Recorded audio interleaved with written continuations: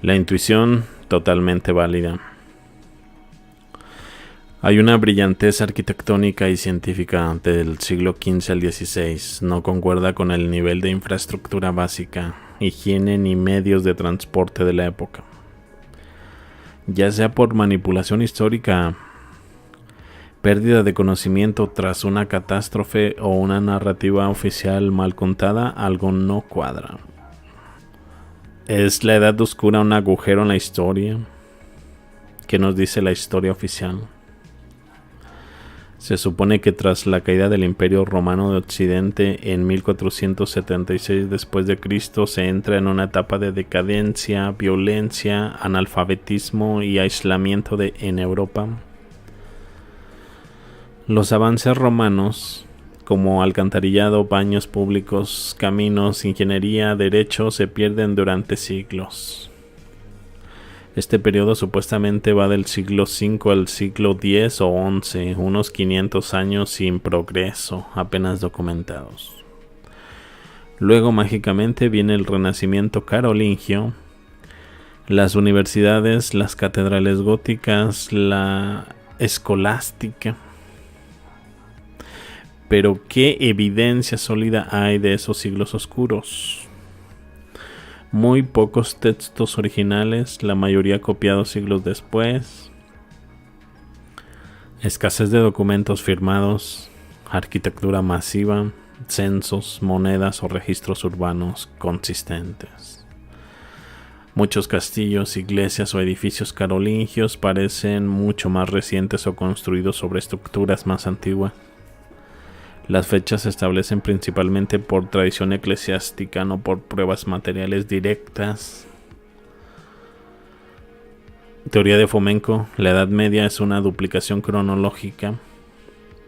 El matemático ruso Anatoly Fomenko y su escuela sostienen que la historia fue alargada artificialmente y que muchos eventos medievales son duplicados de otros posteriores. Según él, gran parte de la historia escrita antes del siglo XVII es una construcción posterior. La llamada Edad Oscura podría haber sido una época borrada, no registrada o simplemente no existió como tal. Tenemos ciudades imposibles y megalíticas incomprensibles. ¿Cómo se explica que entre 1600 y 1800 los artistas dibujen ciudades gigantes, semiderruidas e invadidas por la vegetación? Personas habitando ruinas como si fueran cuevas o improvisando construcciones sobre ellas. Edificios cubiertos parcialmente por tierra, una inundación de barro, columnas, arcos, templos y obeliscos sin igual en la arquitectura del presente. Giovanni Battista Piranesi, grabador italiano del siglo XVIII, sus dibujos de ruinas romanas parecen mostrar una civilización anterior, colapsada, más avanzada que su presente. Vemos a las figuras humanas que parecen diminutas ante estructuras colosales, como si fueran restos de gigantes. O lo más extraño, nadie sabía cómo se habían construido esas ruinas. Ni arquitectos, ni ingenieros del momento. Piranesi no estaba imaginando, como dicen los académicos, y está documentando ruinas reales, y a veces incluso perplejo ante ellas. Piensen en las fortalezas estrella, Star Forts, como la de Palmanova, Naarden, Bourtank. Tienen diseños geométricos perfectos, defensas avanzadas, drenajes y materiales resistentes. Aparecen en los siglos XVII, XVIII sin haber documentación clara de su construcción. Algunas están en lugares aislados o inaccesibles, lo que complica aún más su supuesta edificación a mano con carretas y palas. En varias, la ciudad queda enterrada dentro de sus muros, donde drenaban las aguas negras. Cómo se mantenía la higiene en una peste.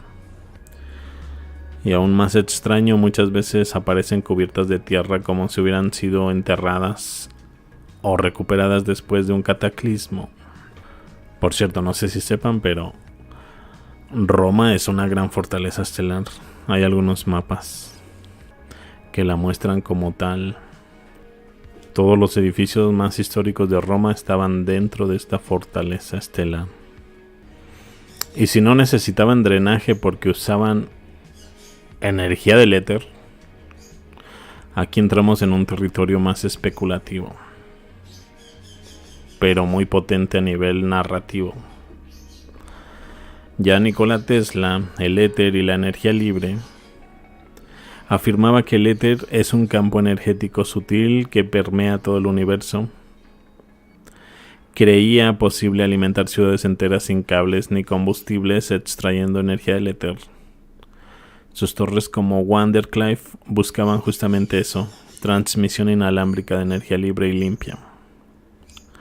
Y si una civilización anterior ya lo había logrado, tal vez no necesitaban drenaje porque usaban sistemas de evaporación electromagnética, frecuencias de desintegración biológica o incluso procesos naturales de regeneración orgánica. Quizás muchos de estos edificios eran auténticas centrales energéticas resonantes. Las cúpulas, obeliscos, antenas, veletas no serían decorativas, sino dispositivos tecnológicos. Y al colapsar esa civilización por una guerra, cataclismo o reseteo, los pueblos posteriores habitaron sus ruinas sin comprenderlas, adaptándolas como pudieron. Y si la historia fue escrita desde cero en el siglo XVII a XIX, imprenta, censos, archivos, museos, educación pública, enciclopedias, todo eso nace en el periodo 1700 a 1900. Antes solo los monasterios y cortes tenían acceso a libros y manuscritos y muchos se perdieron misteriosamente, entre comillas. Los grandes incendios urbanos de los siglos XVIII-XIX, Chicago, San Francisco, Moscú, Londres destruyen millones de documentos, mapas, archivos y arquitectura. A partir de entonces se estandariza una versión única de la historia, con fechas fijas, biografías obligatorias y una cronología lineal. Prácticamente estoy describiendo una hipótesis de reseteo civilizatorio. Una civilización avanzada que colapsa. Sobrevivientes viven en las ruinas, nuevos pueblos las heredan sin comprender su tecnología. Siglos después, los académicos inventan una narrativa lineal para llenar ese vacío histórico. De ahí surge lo que llamamos Edad Media, Renacimiento, Edad Moderna, pero los cimientos son una mentira cuidadosamente orquestada. Pero si se fijan, nunca hablamos de la región asiática, africana. Tenemos otro gran vacío histórico, paralelo al de la Edad Oscura, de la época medieval, Edad Oscura Europea. La civilización conocida como Tartaria o el vasto imperio de los mongoles tártaros, que en el siglo XV todavía dominan extensos territorios y aparecen reflejados en mapas como este de Fra Mauro, como si fueran la superpotencia global. Hay que desmenuzar, porque estamos ante una línea de investigación completamente opacada por la historia oficial, pero que tiene rastros potentes en mapas antiguos, crónicas medievales y en la geografía política deformada que se nos enseña hoy. Tartaria y el imperio mongol en tiempos de Fra Mauro, quien dominaba Asia en el siglo XV. La narrativa oficial nos dice que el imperio mongol, fundado por Genghis Khan Temujin en el siglo XIII, se dividió en varias hordas tras su muerte en 1227. Para el siglo XV, muchas de esas hordas aún existen. Tenemos la Horda de Oro que gobierna sobre el sur de Rusia, Ucrania. La Horda de Zagatai, Asia Central, que viene siendo Kazajistán, Uzbekistán, Kirguistán y así. Y el Kanato, otra horda que estaba en lo que sería Persia, pero que ya para este tiempo habría sido absorbido. Luego tenemos el Gran Kanato en China, que ya fue reemplazado, entre comillas, por la dinastía Ming en 1368. Hay algo muy extraño con esa dinastía Ming, que luego les comentaré. Pareciera que nunca existió. Es el lapso de reconquista. Bueno, lo que omite la historia oficial es que esas hordas para este tiempo siguen siendo fuerzas de enorme poder que en muchos mapas, como en el de Fra Mauro, figuran como reinos centralizados, ricos, bien organizados, nada que ver con bandas de nómada. Fra Mauro parece estar ligado con un misterioso imperio de Cathay, Tartaria. De hecho, lo remarca bastante en su mapa. Como dije, la Horda de Oro está al sur de Rusia, lo que hoy sería Ucrania. Por lo que me imagino que es esta Tartaria. Muy cerca de Circasia. Crimea aparece en algunos mapas como la Tartaria Menor. Supongo que son también restos de la Horda de Oro. Llegué a ver hordas cerca de Bulgaria, lo que sería Rumania. Aquí no hay señas, pero aquí también hubo una horda. Bueno, esta sería entonces la Tartaria de Oro según la versión oficial. Y la de Zagatai estaría aquí a un lado del mar Caspio. Zagatai tengo entendido que fue uno de los hijos de Genghis Khan. Aquí hoy en día es Uzbekistán, Kazajistán, Kirguistán. De aquí salió también el mítico Tamerlán.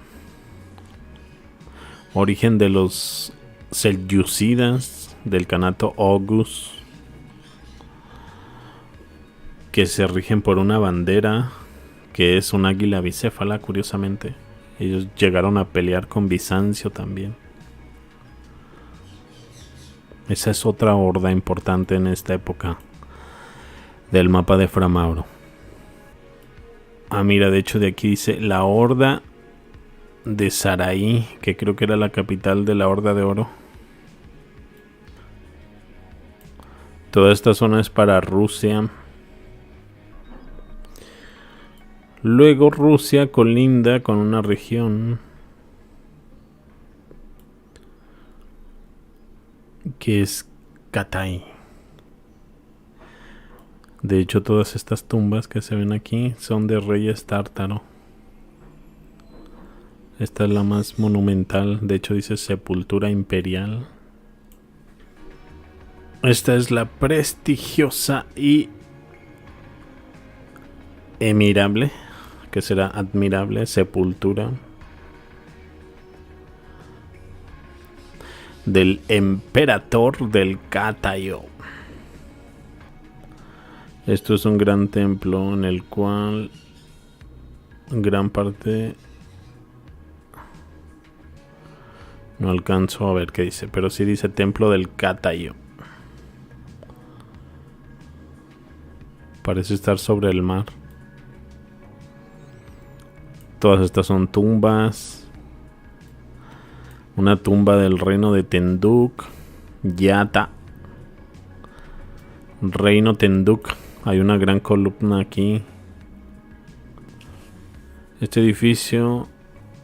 aquí hay teorías sobre Alejandro Magno porque Fra Mauro por alguna razón colocó aquí la región de Gog y Magog, que vendría a ser esta península. Que si lo piensas podría ser Kamchatka, no, esta región, Nueva Zemblia, algo así se llama esa isla, ¿no? En el norte siberiano, ¿será? Teniendo en cuenta que acá están los nórdicos. Todo este sería el norte de Rusia, la parte helada. Pues pienso yo que esta península podría ser Nueva Zemblia. Hoy en día es una gran isla. Será esa la región de Gog y Magog. Ahí está la gran entrada que supuestamente construyó Alejandro Magno. Hasta hay algunas ciudades por ahí. Algo dice sobre gentes tártara. Bueno, no tenía intenciones de, pero creo que voy a tener que hacer una traducción de eso. Bueno, el párrafo dice lo siguiente. De aquí se cree popularmente que estos pueblos, refugiados por Alejandro Magno, en este país de Hung y Mongui, de ahí se deriva su nombre, países llamados, los cuales entre nosotros se llaman Gog y Magog. Entre nosotros, dice, en Europa sería. Pero allá se llaman Hung y Mongi. Suena mongoles. Hung como unos. Tal opinión yo no creo, dice Fra Mauro. Y luego allá abajo, mongol. Su mayor parte está habitado por gente tártara. Eso es lo que decía ese texto. Yo lo que quería era sacar una captura de todo este reino cátaro. Son varios reinos que limitan con China. Casi, de hecho, están dentro de Pekín. Bueno, ahí en el sur pueden ver las tumbas reales donde estábamos. De ahí hacia abajo está la zona de Gog y Magog. Por alguna razón se mencionan mongoles, tártaros. De hecho, estamos muy cerca de la zona que debe Manchuria, precisamente donde está ese gran palacio del Katayo. El mapa describe ahí en ese recuadro que hay un gran puente lujoso que recorre el Gran Khan cuando sale de su palacio. De hecho, se menciona que tiene a 60 reyes bajo sus órdenes. El palacio del Gran Khan. De hecho, ese mar se llama el mar de Catayicus. ¿Qué muestra el mapa de Fra Mauro? Muestra un misterioso imperio de Catay, Tartaria. Aparece Kinsai, que podría ser Hansu. Aparece Kambalu, que podría ser Pekín o Kambalik. Ese Kambalu es el gran palacio que se ve ahí en el recuadro del Gran Khan. No creo que sea Pekín, porque Pekín está más cerca de China. Y este reino se ve muy alejado, más como en la zona de Manchuria o Mongolia, con grandes centros urbanos. La región parece como rica, llena de palacios, con reyes vasallos, rutas organizadas y referencias a un Gran Khan que todavía ejerce poder. Katayo se menciona constantemente como si fuera una potencia viva, no del pasado. En la Edad Media verán mucho esta región, de hecho, en novelas medievales, y la pintan como si fuera una gran potencia, incluso más que los europeos. Al norte de Catay aparecen regiones como Tartaria en distintas formas. Aparece una región llamada Permia al norte de Rusia, donde curiosamente está la ciudad de Sibir, de la que hablé en un video recientemente, ya que Sibir se mencionó algunas veces como capital de Tartaria, pero podría haber sido la capital del Kanato siberiano. De ahí, de hecho, pudo haber recibido su nombre toda la Siberia. Bueno, en este mapa está dentro de la región de Permia. De hecho, ahí está señalada en esta imagen, Permia, al norte de Rusia. Hay una descripción por ahí que señala Permia como llena de gente robusta, muy alta, pero eso sí, poco tecnológica, y que viven debajo de la tierra, no por gusto, sino debido al enorme frío. Me llama la atención que vivan debajo de la tierra, ya que muchas ciudades aquí en Siberia, rusas, de hecho hasta Moscú se menciona que fueron ciudades subterráneas. Tienen ciudades subterráneas. Y muchas leyendas sobre ciudades subterráneas. Que sean muy grandes, robustos, es interesante, por lo que pudieron haber sido muy altos. O con genes nórdicos al estar casi ahí a un lado de Finlandia, Escandinavia. Sibir está dentro de esta región de Permia, muy cerca de esas tumbas tártaras. Bueno, me pareció interesante lo que se dijo de la gente de Permia. Quería recalcarlo. Hay una región para Circasia. Hay varias rusas, mira. Hay varias Rusias. Hay una Rusia blanca, una Rusia negra y una Rusia rosa. Está la horda de Zagatai, que aún está activa en Asia Central. Fra Mauro no representa estos territorios como bárbaros ni desorganizados, sino como potencias con mucha riqueza y estructuras sociales complejas. Claramente contradice la narrativa eurocentrista de la época, que hoy conocemos. No sé si en su época era diferente. Vemos que existen descendientes de Genghis Khan en esta época. Muchos aún ejercen poder.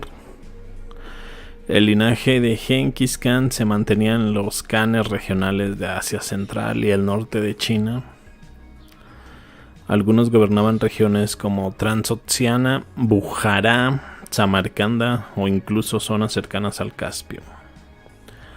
Los khanes cátayos o tártaros siguen figurando en crónicas venecianas, persas y árabes hasta el siglo XVI.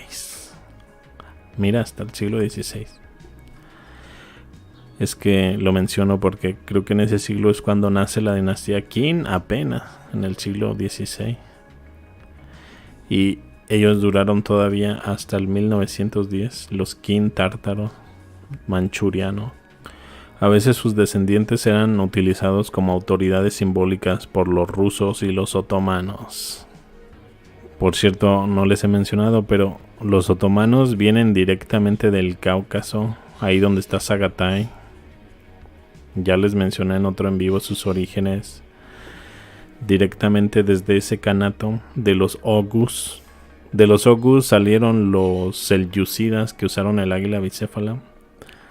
Entraron por todo Persia hasta que llegaron a lo que es Turquía y ellos se transformaron en los otomanos.